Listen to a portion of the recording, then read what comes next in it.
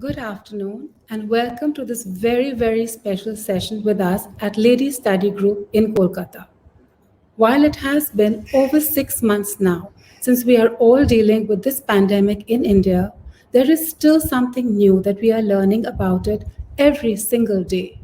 And although India has crossed 55 lakh COVID 19 cases, there is some good news too.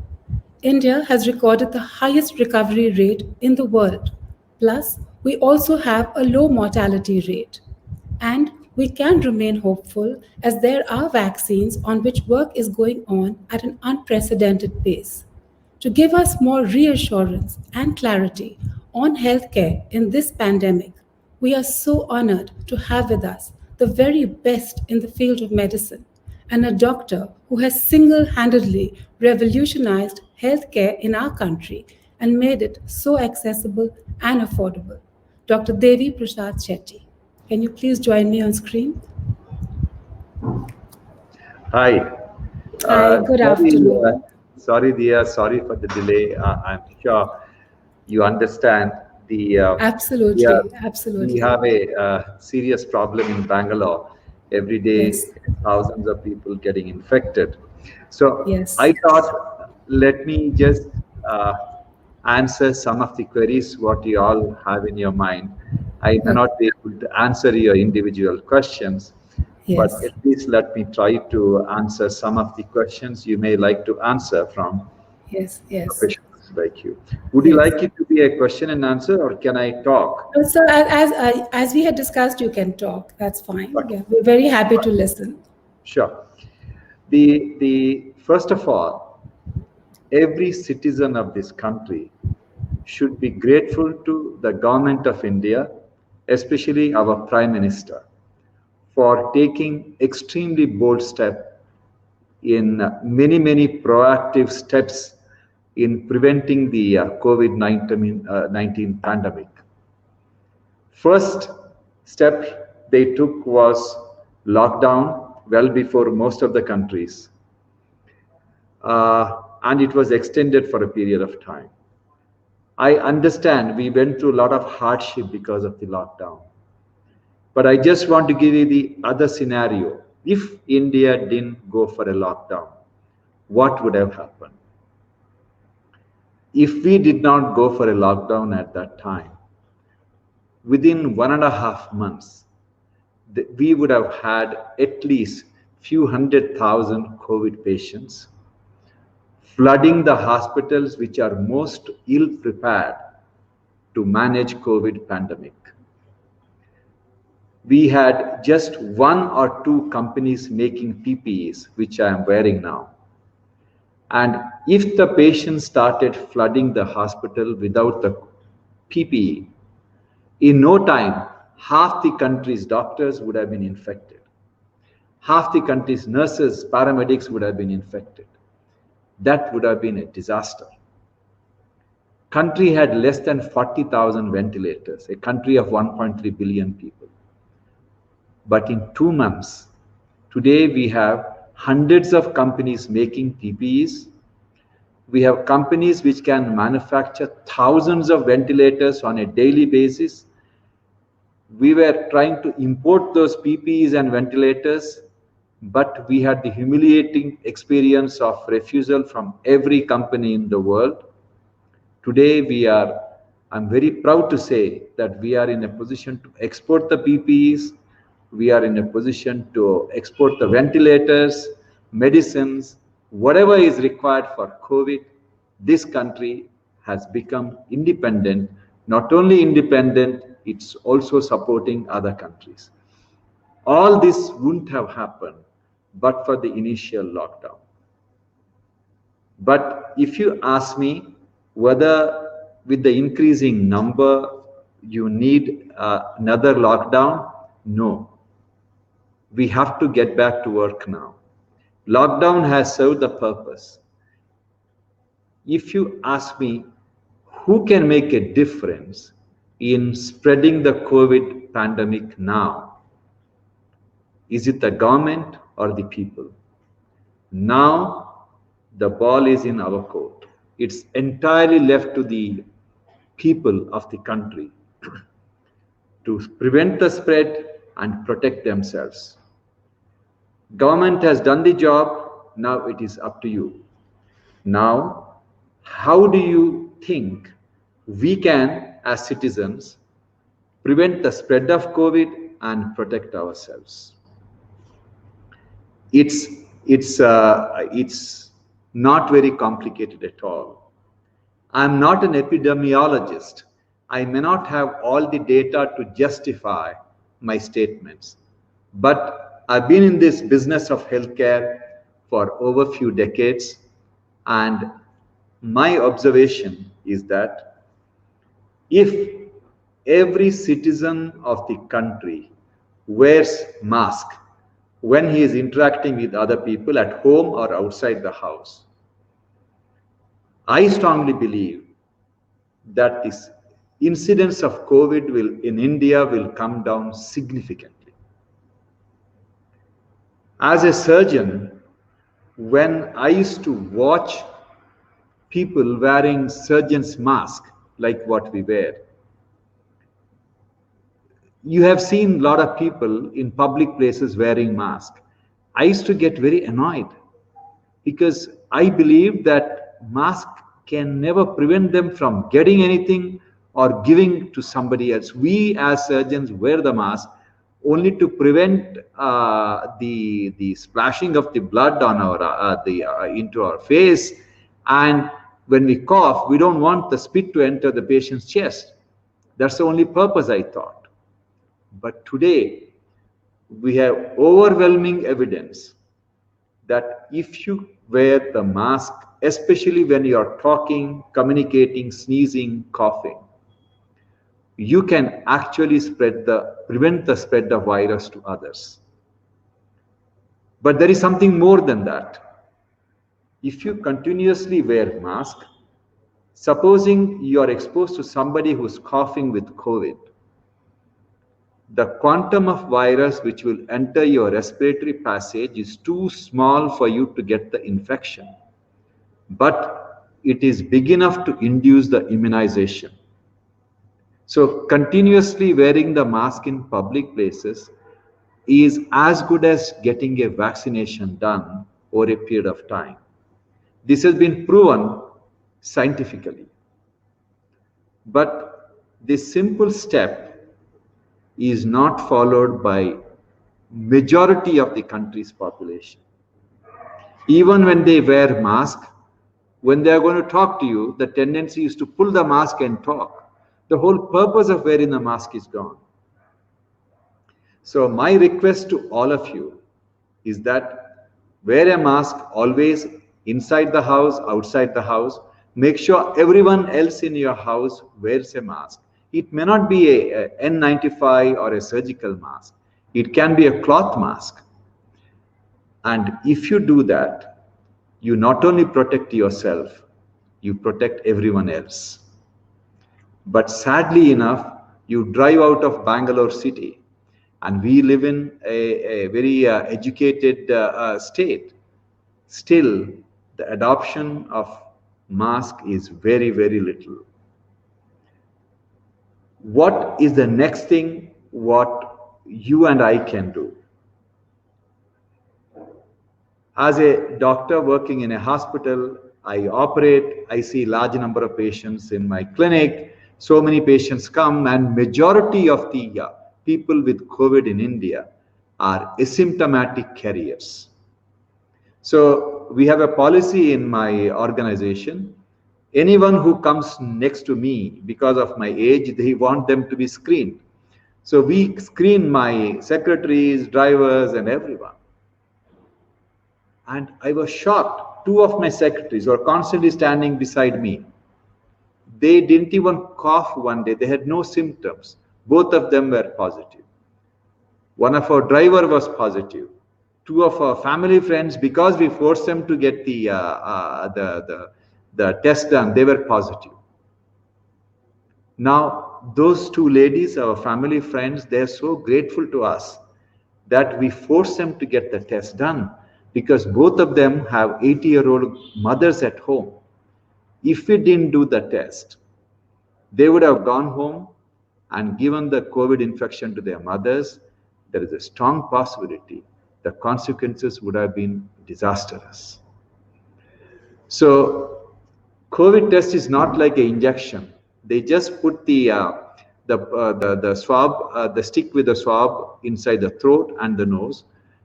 I test myself every week, sometimes twice a week, and after a few times you get used to it.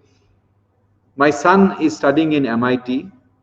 They opened their university for the students to attend classes with one condition.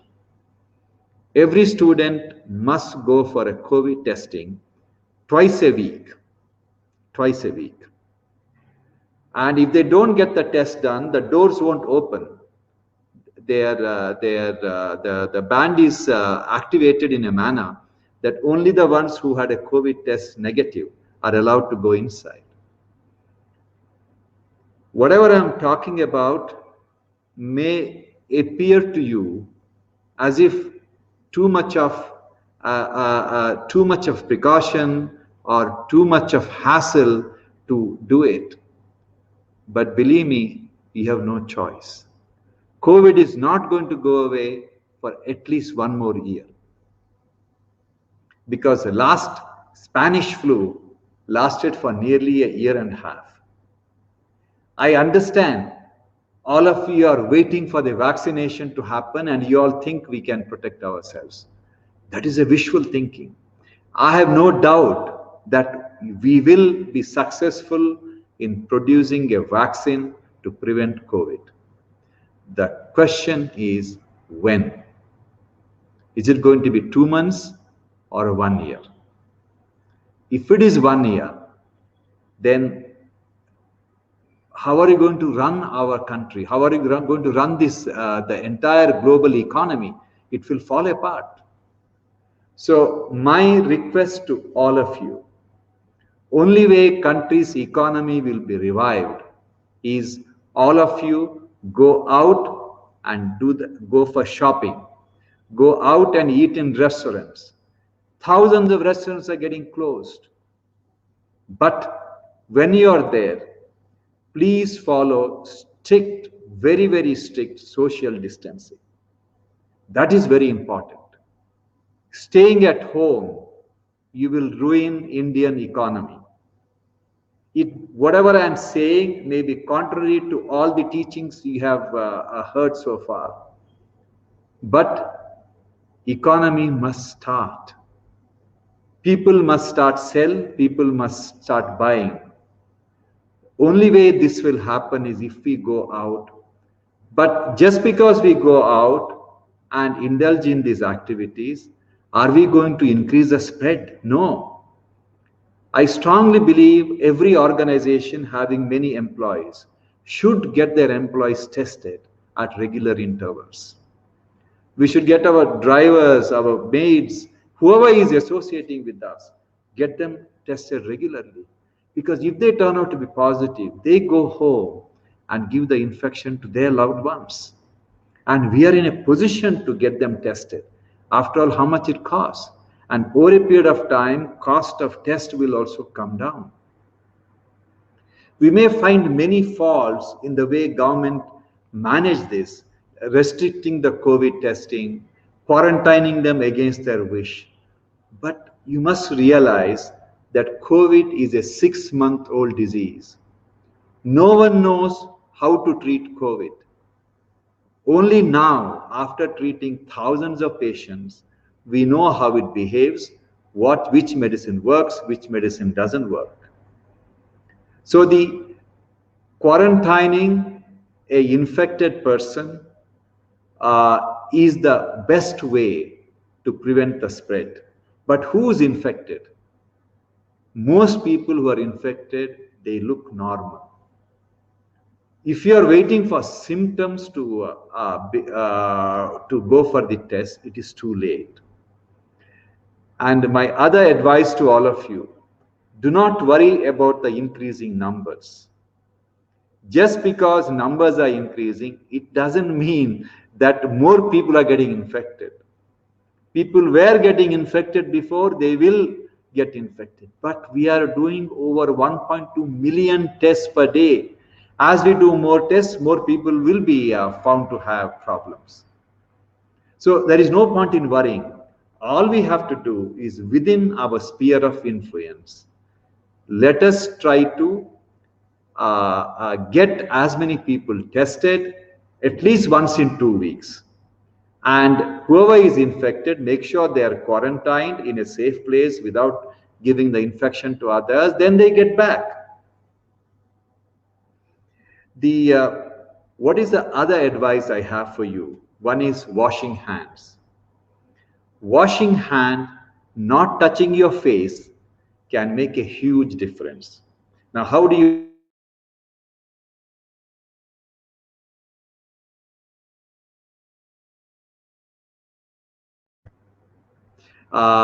we just put water and soap for a few seconds and come out. You should wash your hand at least for 20 seconds. And do not wipe your hand after washing with a towel. Keep disposable papers so that with the paper you can dry your skin. Also try to avoid large gathering. And if you have to go for a large gathering, make sure it is open air. There are enough scientific evidence to prove that if you have a social engagement in an open air space and everyone wearing mask and everyone keeping safe distance, the chances of you giving the infection to the other person or getting an infection from other person is extremely, extremely small. But a word of advice for people past the age of 60. COVID is relatively kind to young people, but it is ruthless to elderly people, especially people with comorbid conditions. So my request to all the elderly and people with the comorbid condition to be extremely cautious. We have seen, as a group, we have few thousand patients with COVID at any given time across our group hospitals. We have seen who are the people who are dying from the COVID. Generally, people who got the COVID, they knew they have COVID, but they didn't bother checking the oxygen saturation. And by the way, I will request all of you to have at least one oximetry in your house, preferably two as a standby. Why you need the oximeter? If you are proven to have COVID, please check your oxygen saturation as many times as possible. Why this is important? In every other disease we have encountered, if the oxygen, if the patient's oxygen saturation starts going down, patient feels very unwell, they become restless, they start throwing things, and it's obvious that they need help. But unfortunately, in COVID, even when the oxygen level goes down to such a level that you have to put them on a ventilator, they are calm, composed, and good number of them are even talking to their loved ones on the mobile phone. And next minute, they're on a ventilator. So our biggest problem is people come to the hospital very, very late. It's not their fault. It's just that they didn't know what the oxygen saturation is. If the oxygen saturation comes to less than 94, please ask for the medical attention. You are better off in a hospital than at home. That is very, very important. Doesn't matter how fit you are.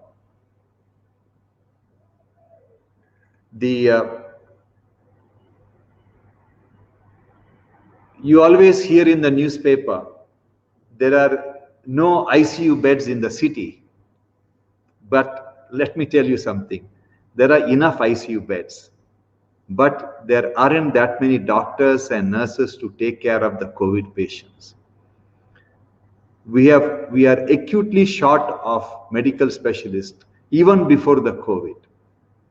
Like we all talk about the ventilators. But no one talks about the anesthetists. In the whole country, there are less than 40,000 anesthetists, and half of them may be past the age of 50. They may not like to ventilate the COVID patients. So this is the situation. So when you read in the newspaper, when you hear that there are no ICU beds, it is not the ICU bed. It is the availability of the doctor, nurse, and medical technicians. I just want to give you a simple message. Beds do not treat the patients. It is the doctors, nurses, and techs who are going to treat you. And they are in short of supply. Why they are in short supply? In the last 6 months, 170 doctors, nurses, technicians of our hospital are infected with COVID. And they're so motivated. As soon as they got better in 15 days, they have come back for work and they're working full time. So we should be eternally grateful to these passionate doctors who are willing to sacrifice their life just to save someone who they have never met before.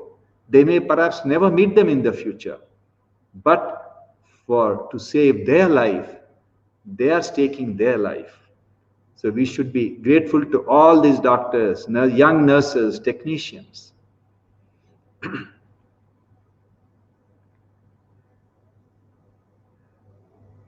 What is the way forward? Now, before I end my talk, let me just ask you, let me just talk to you about something very interesting. What is a good thing? What happened about COVID? Is there anything good has emerged from COVID? Yes. As a country, to some extent, we are benefited by COVID. I'll tell you as a doctor. 17 years ago, I was treating patients on a telemedicine with Indian Space Research Organization. They gave us a satellite. Sitting in Bangalore, I was treating patients in Tripura, Siliguri, all over the government hospitals. And I treated 53,000 heart patients remotely, managed their heart attack, heart disease, everything. But for 17 years, telemedicine was illegal. No doctor can see a patient online and advise medications or advise him anything about it is illegal. If the patient sues me, I will lose the case in the court of law. Came COVID, in 1 week, the regulation changed.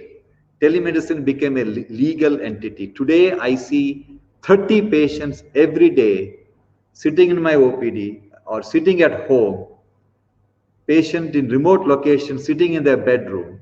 I see them.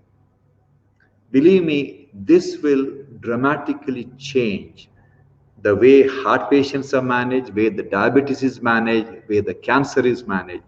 Essentially, we will be in your pocket whenever you want. What are the other changes?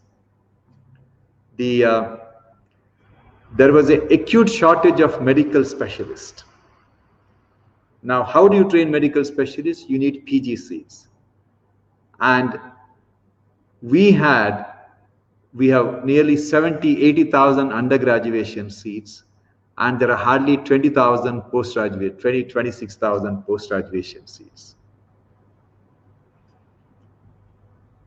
US has 20,000 undergraduate seats. They have 40,000 PG seats, double the number of PG seats. We here, after MBBS, people spend 2 years to 5 years mugging the MCQs to get one of those very elusive PG seats, which they never get. And come COVID, now higher medical education liberated by the government. This is especially thanks to the Prime Minister. And today they have opened up the higher medical education in allowing any hospital with over 100 beds and good medical faculty, good patient load to become a specialist center to train medical specialists in 8 of the important medical specialties. I'm sure you are watching the debate in TV, in Parliament, about reforms of the farm sector, liberating the farm sector.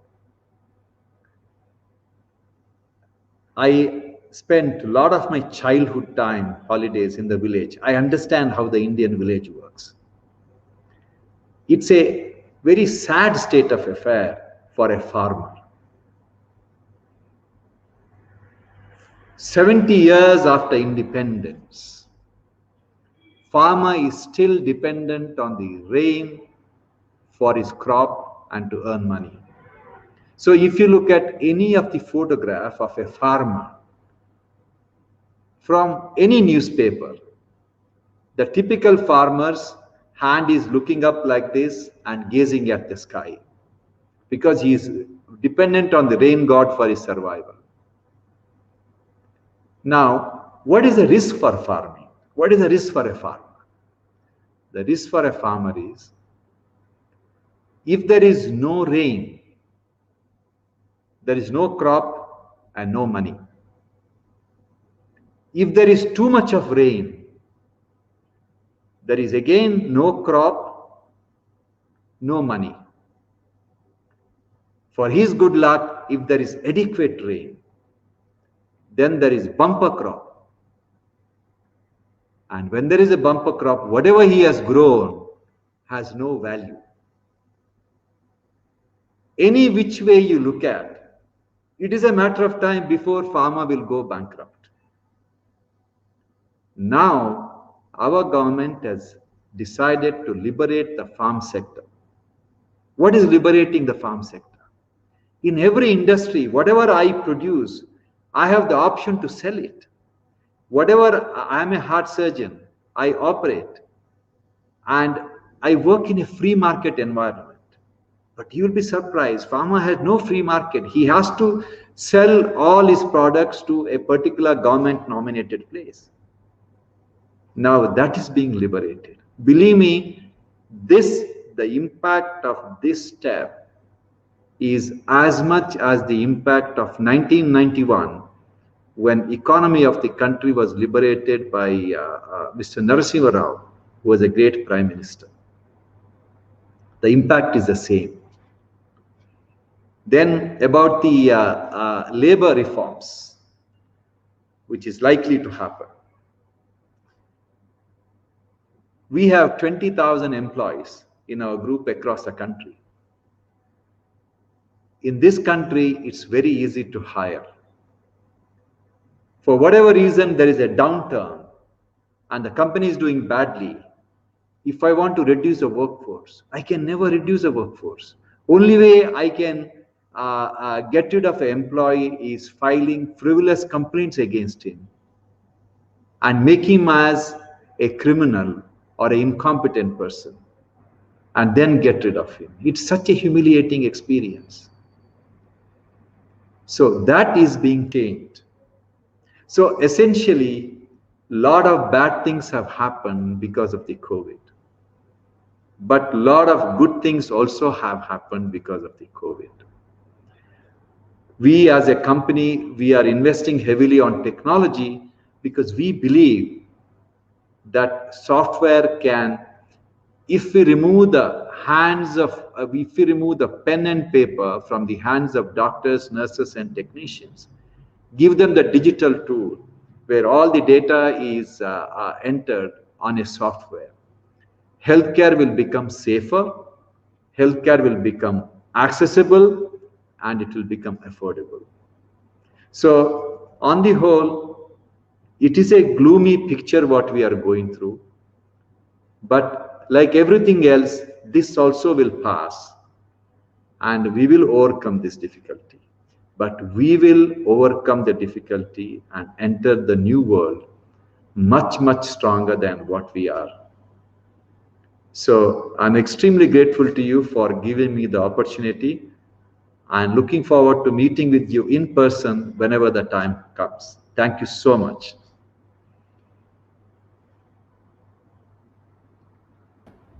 Thank you so much, Dr. Shetty. Can we take a couple of questions from the audience? There are so many audience questions that have come in. Yeah. Please, one question, then I Okay, leave. Yeah. okay, just one question then. So we have a senior member from Lady Study Group, and she has some comorbidity issues. And she has written to us and said, we must ask you, you have said we should start going out. Is it safe for people with comorbidities also to start going out and trying to go to the market, etc.? See, the comorbid condition patients, I expect at least till that right now the trend is going upwards. Hopefully, God willing, in the next few weeks, it will plateau and come down. Just people with comorbid conditions should restrict it as much as possible. Okay. But if they want to go to temple early morning when there is nobody, they can go, or go to a restaurant when there is hardly anybody there, with their family member. If they want to, there are ways and means of going out of the house. Believe me, staying at home Yes. is one of the strongest reasons for people getting depression. Yeah. Absolutely. Very true. Very well said. And one last clarification we had, because we had a similar conversation 3 months back with the doctor panel, and we had been told that flying was very safe. But today we are hearing of people who are getting COVID on a flight. So does that rule still stand? Is it still safe for us to take flights? See, if you ask me whether there is 100% guarantee, no. But people without comorbid conditions, right, for a short haul flight, and if Yes. you are well protected with all the mask and the visors and everything, it can be reasonably safe. I have no doubt. But whenever you're using the restroom, you have to be very, very careful to wear a gloves and do not touch any of the wet surfaces. Take as much precaution as possible. Yes, it is possible. Okay. So, Dr. Shetty, I'll respect what you said, and you did say they have very little time. And I know this is possibly the busiest time that you're going through. So, I will take this opportunity to thank you on behalf of Ladies Study Group, my Vice President Sumita Roy, and all our members. Thank you so much, Dr. Shetty, for being Thank such a compassionate and amazing person. And I think it's so appropriate that you are known as the King of Hearts. And I'm not exaggerating when I say that millions refer to you as their God. So thank thank you once again for this very illuminating discussion. From all our viewers here today, thank you so much, sir. thank you. And Thank you. stay safe, and we'll see you soon, hopefully in Kolkata, in better situations. Thank you. Thank you. Thank you, sir. Thank you so much.